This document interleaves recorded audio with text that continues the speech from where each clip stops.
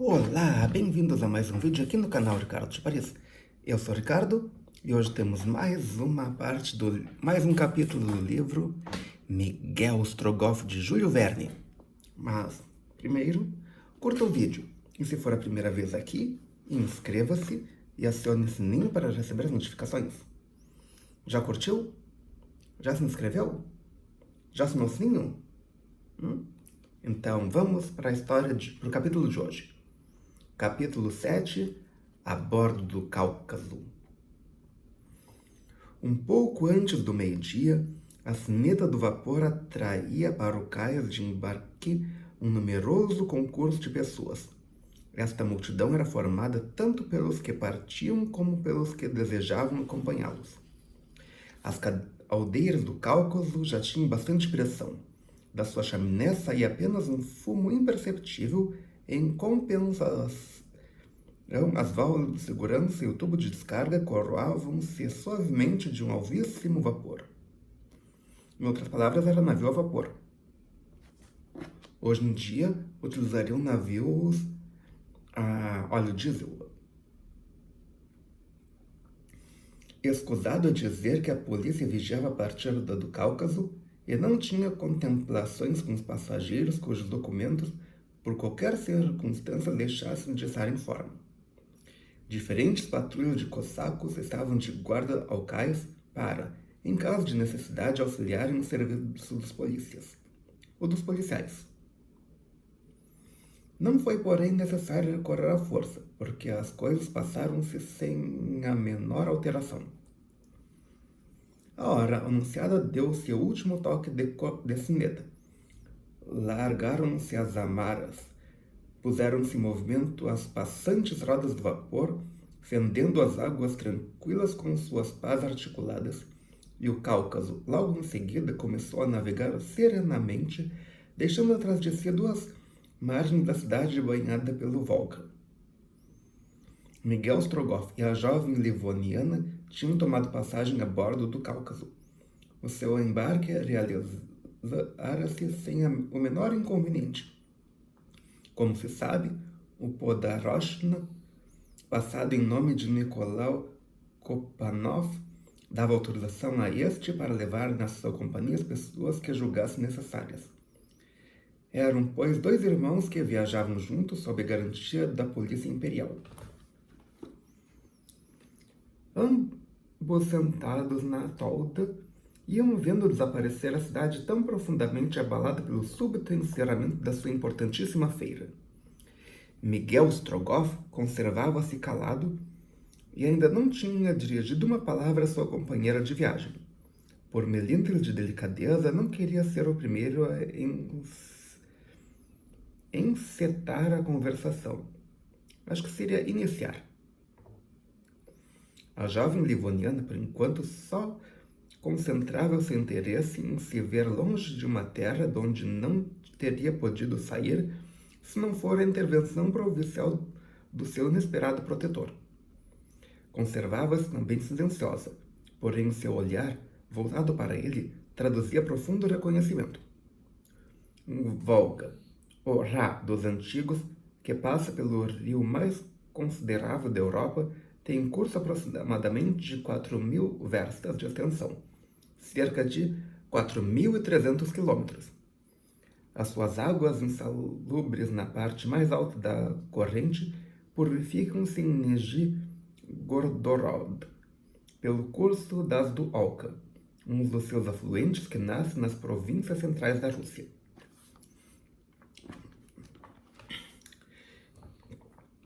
Os diferentes rios e canais da Rússia têm sido com propriedade comparados no seu conjunto a uma árvore gigantesca cujos ramos se espalham pelas numerosas províncias do Império. É o Volga que forma o tronco desta árvore, a que servem de raiz as suas 70 bocas disseminadas pelo litoral do Mar Cáspio.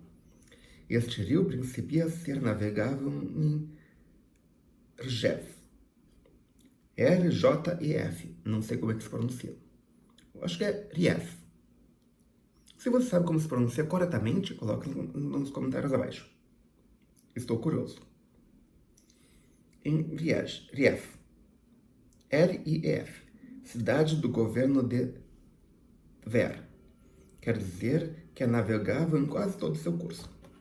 Os vapores da companhia de transportes entre Perna e Nizhny Novgorod vencem com rapidez as 350 verstas, 373 quilômetros, que separam as cidades de Kazan.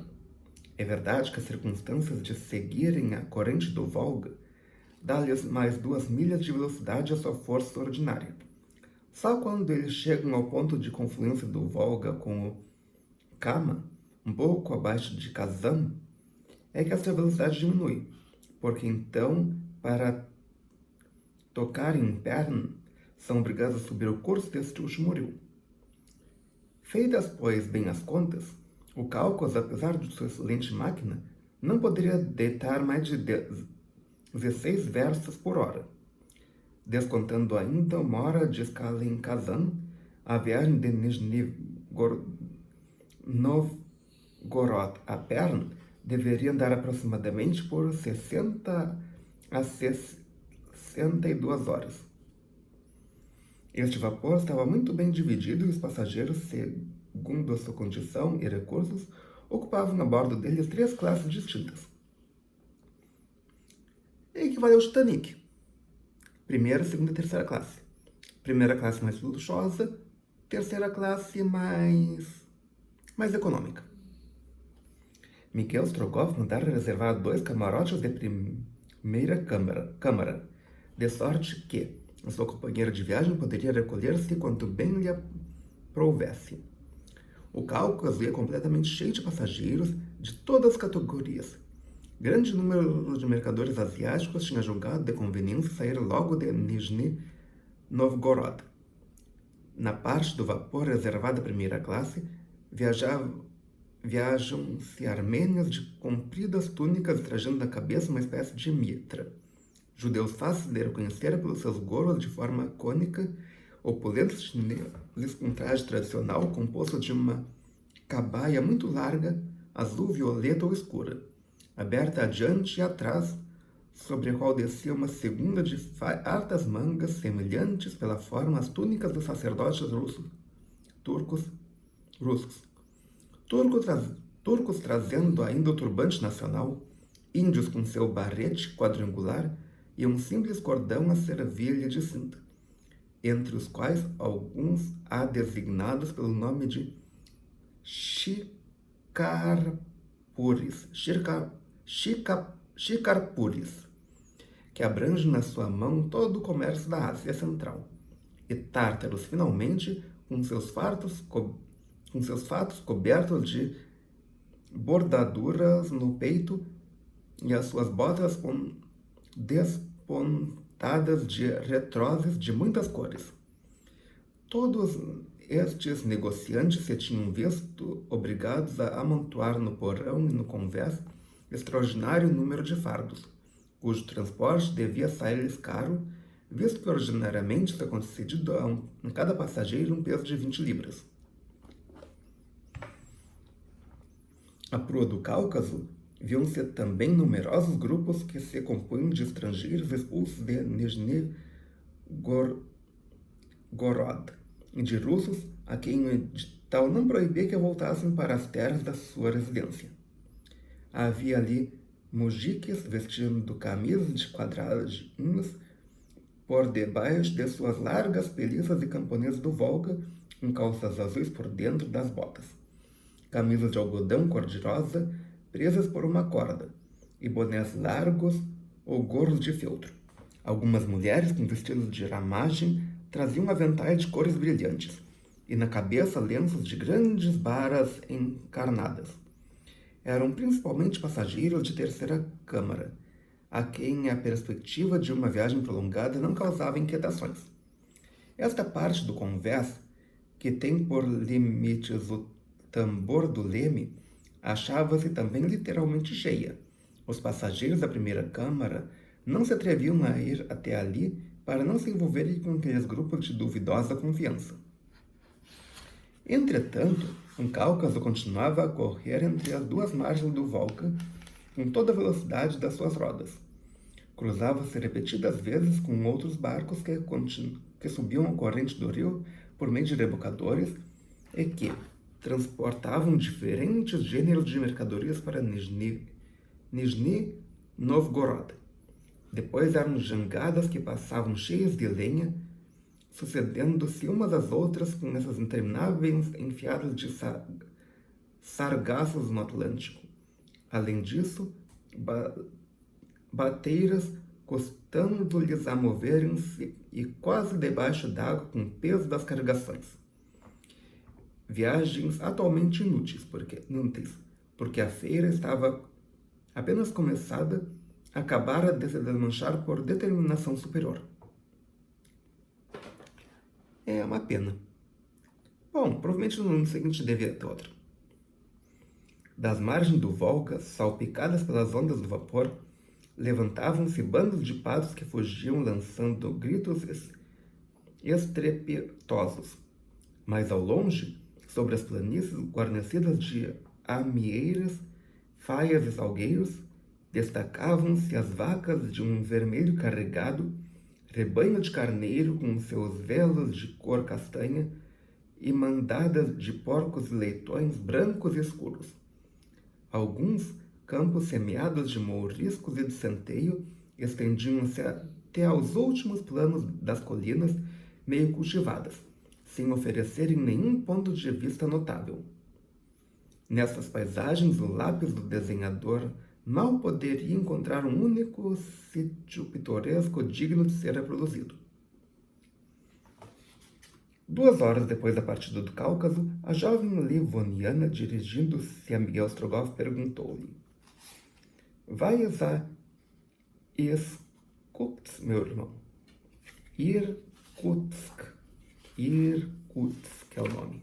É Irkutsk. Sabe onde é que fica? Na Rússia, mas exatamente onde? Eu não sei onde é que fica. Se você já esteve lá ou conhece alguma coisa, coloque nos comentários abaixo. Vou, respondeu Miguel Strogoff. Temos de percorrer ambos o mesmo caminho. Por conseguinte, onde eu chegar, has de tu chegar também. Amanhã te direi, meu irmão, por que deixei as praias do Báltico para transpor os montes Urais. Nada te pergunto, minha irmã. Saberás tudo, tornou a livoniana, em cujos lábios se esboçou um sorriso amargo. Uma irmã não deve ter segredos para seu irmão. Hoje, porém, não posso. A fadiga e o desalento esgotam minhas forças. Queres ir para o teu camarote? Quero sim, e amanhã? Vem, pois, daí. E Miguel Strogoff não acabou a frase, como se esperasse que a sua jovem companheira lhe dissesse o nome que ela ignorava ainda. Nádia, acrescentou ela, acrescentando mão a Miguel Strogoff. Vem, pois, Nádia, e não poupes teu irmão Nicolau Korpanov todas as vezes que precisares dele. E dizendo isso, Miguel Strogoff acompanhou Nádia ao camarote que lhe fora designado na câmara de ré. Não sei o que é isso. Miguel Strogoff voltou depois para o Tolda e, desejoso de colher informações que poderiam talvez modificar seu itinerário, confundiu-se entre o grupo dos passageiros, ouvindo o que diziam, sem tomar parte nas suas discussões. De resto, se as circunstâncias o obrigassem a falar, apresentar-se-ia como sendo o negociante Nicolau Korpanov, que tomara passagem a bordo do Cáucaso para se dirigir à fronteira da Sibéria. Em caso nenhum, se deveria suspeitar que ele tinha uma autorização especial para viajar. Os passageiros que iam a bordo do Cáucaso conversavam só num assunto, o que se prendia com os últimos acontecimentos e as suas consequências. Essa pobre gente, mal refeita das fadigas de uma longa viagem através da Ásia Central, vira-se de repente obrigada a voltar para os seus países e, se não manifestava claramente seu despeito, é porque temia que a estivessem observando. Uma respeitosa reserva lhe refreava a língua. Podia muito bem ser que alguns agentes da polícia se achassem disfarçados a bordo do Cáucaso para espiar o movimento dos estrangeiros expulsos, e por conseguinte era muito melhor ter cobro nas palavras do que ver a pena de expulsão substituída por um encarceramento nas fronteiras do Império. Eu concordo com eles. E você? Por isso, os passageiros ou se conservavam calados, ou discorriam com tamanha discrição que se tornava difícil poder por ele saber qualquer coisa.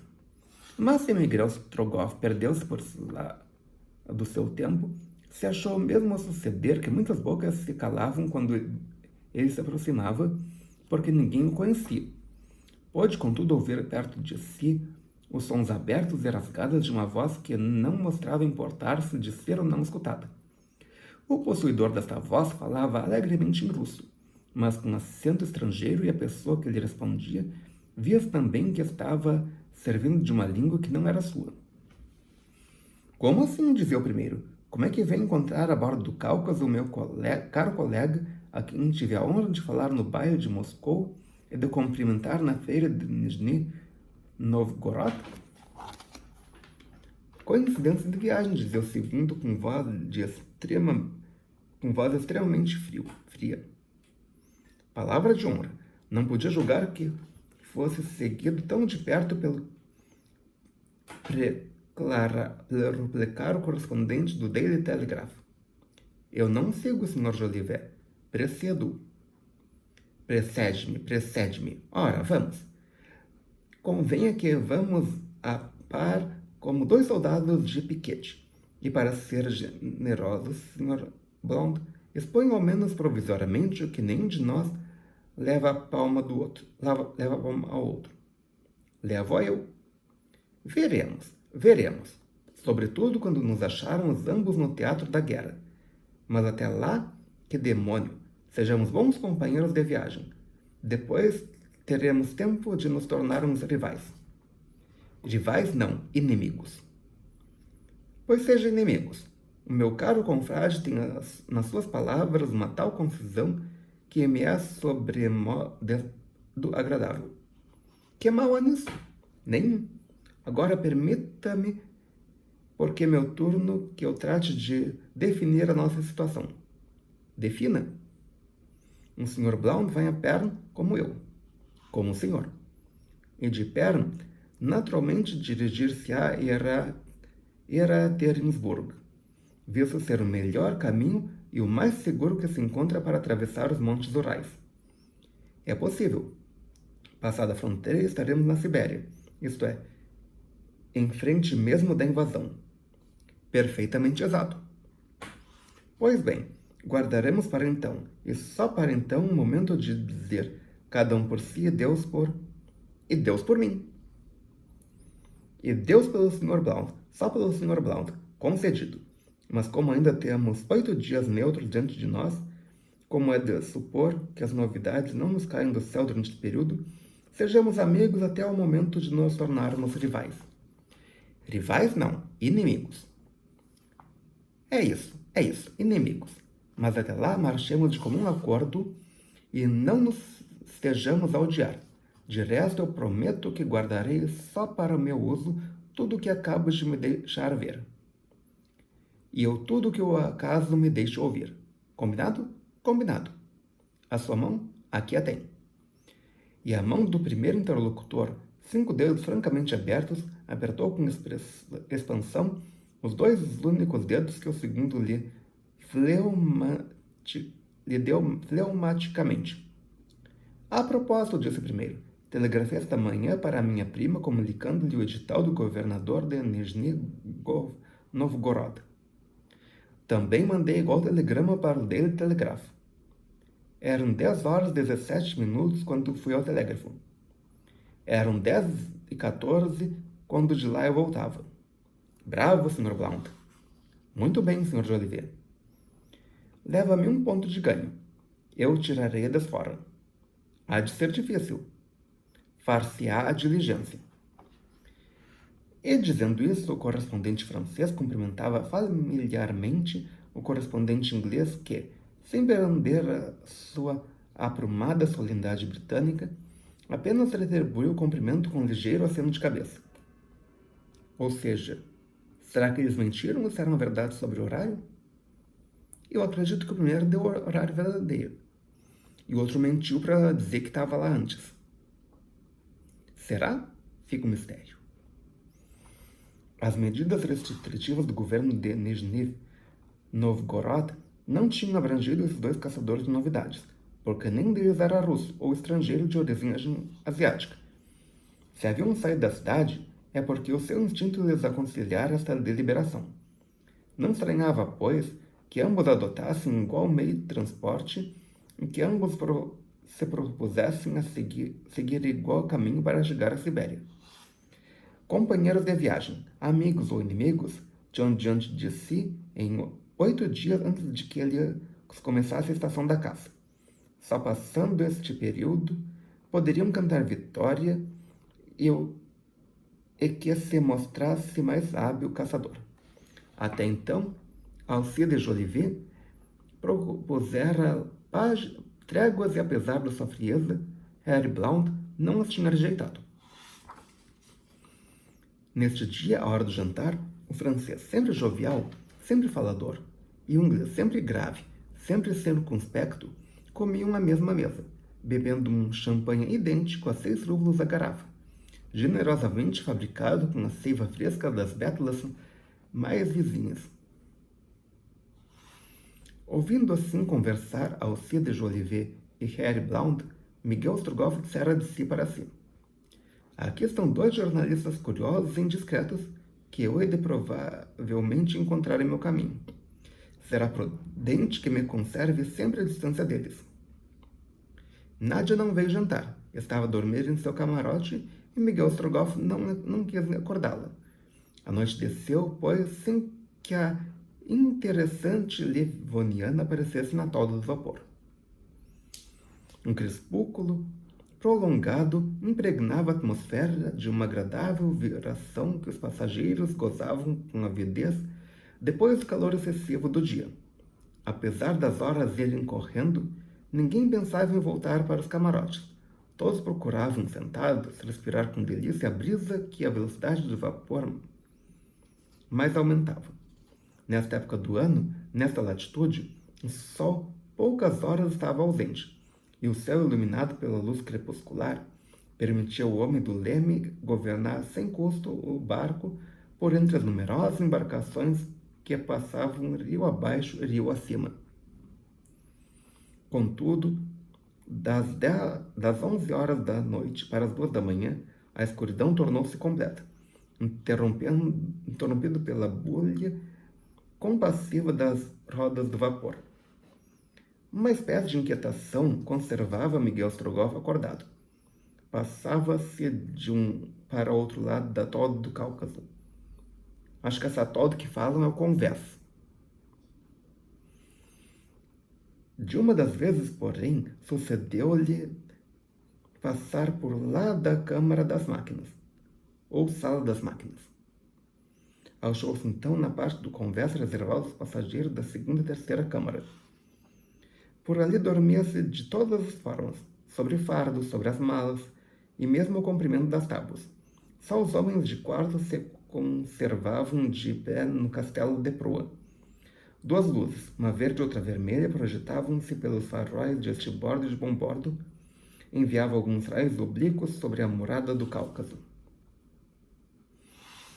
Era preciso andar com cautela para não pisar toda aquela gente que dormia numa completa confusão e que se compunha na maior parte de mujiques habituados a passar a noite ao ar livre, e para quem as pranchas de um convés já representavam um conforto relativo. Entretanto, nenhum deles teria recebido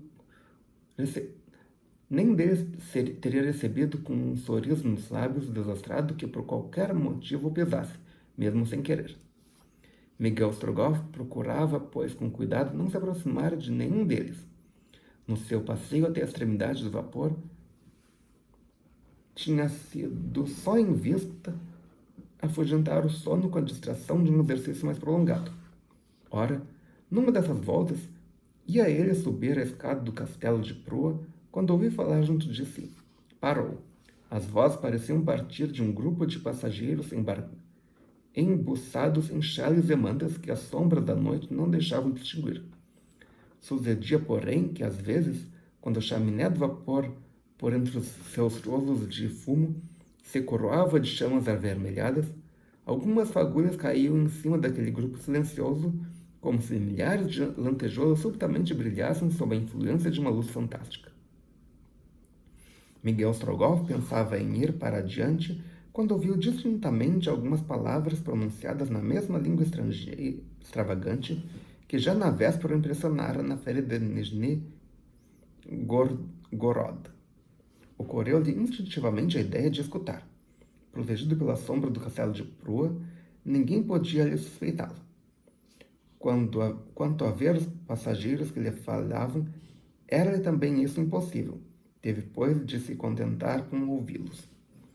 As primeiras palavras que trocaram não tinham para ele importância, mas permitiram-lhe reconhecer perfeitamente as duas vozes de homem e de mulher que ouvira na feira. Tornara-se-lhe agora mais necessária toda a sua atenção.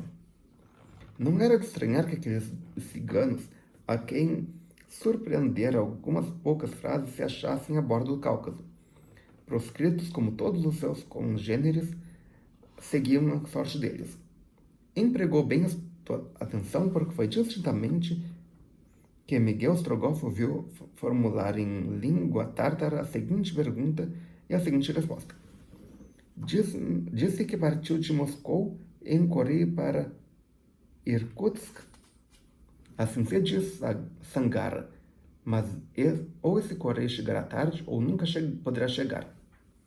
Miguel Strogoff estremeceu involuntariamente. Não admitia dúvida que aquela resposta se referia a ele muito de perto. Tentou ver se o homem e a mulher que acabava de falar seriam os mesmos que ele supunha, mas a escuridão era grande e os dois vultos não se moviam. Pouco depois, Miguel Strogoff, sem fazer o menor ruído, voltava a sentar-se num banco de tolda e, com a cabeça entre as mãos, deixava-se ficar em perfeita imobilidade. Quem passasse junto dele poderia supor que dormia. Não dormia nem sonhava. Estava meditando e visivelmente preocupado. Dizia consigo mesmo. Quem será aquela gente para quem a minha viagem não é já um segredo? O que será que ele vai responder? Qual será a resposta da pergunta? Amanhã a gente descobre, porque por hoje é só. Se você gostou, clique em curtir, adicione esse vídeo aos seus favoritos, compartilhe com seus amigos, traga pelo menos um inscrito para o canal, ok? Obrigado pela presença, obrigado pela audiência. Até amanhã com mais uma parte da história e até logo!